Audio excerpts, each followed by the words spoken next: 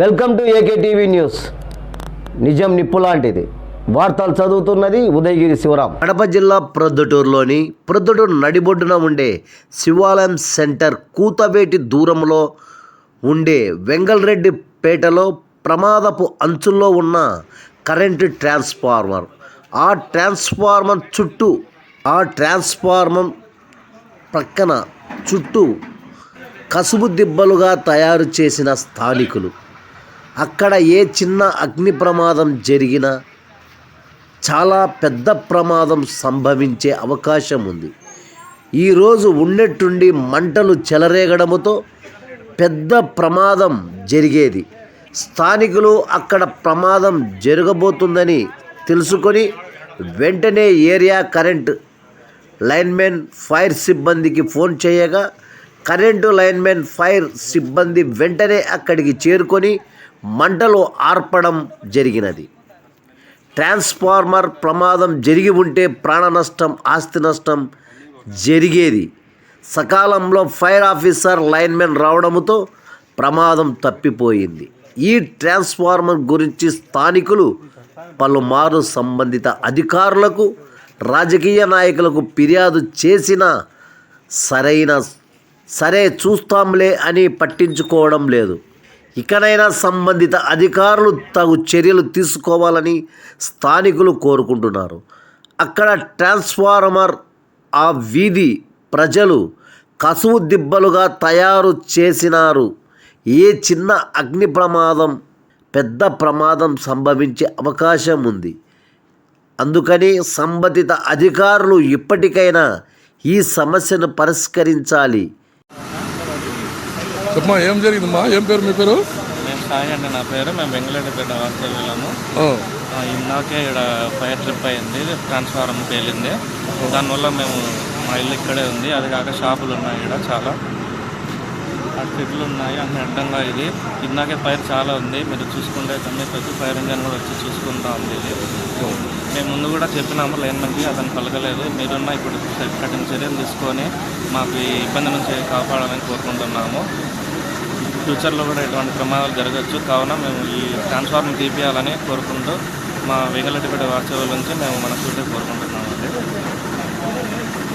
దయచేసి మాకు ఇది ఒక్కటి హెల్ప్ చేయాలని కోరుకుంటున్నాను.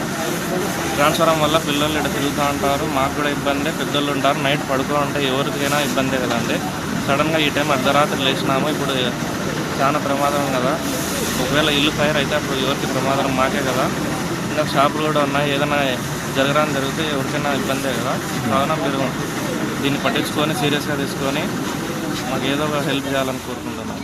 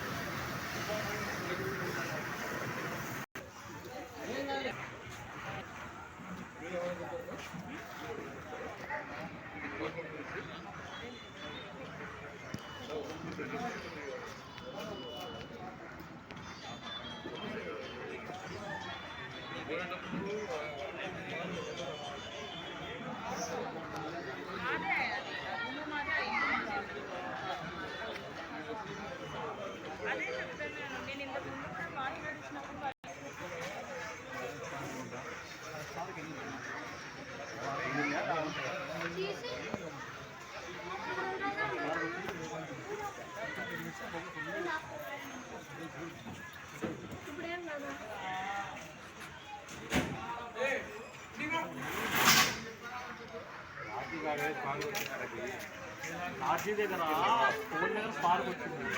ఆ స్పార్క్ వచ్చిన 5 minutes ఇక్కడ 10 minutes ఎక్కువ వచ్చింది. ఆ స్పార్క్ వచ్చి ఇక్కడ స్పార్క్ అయింది.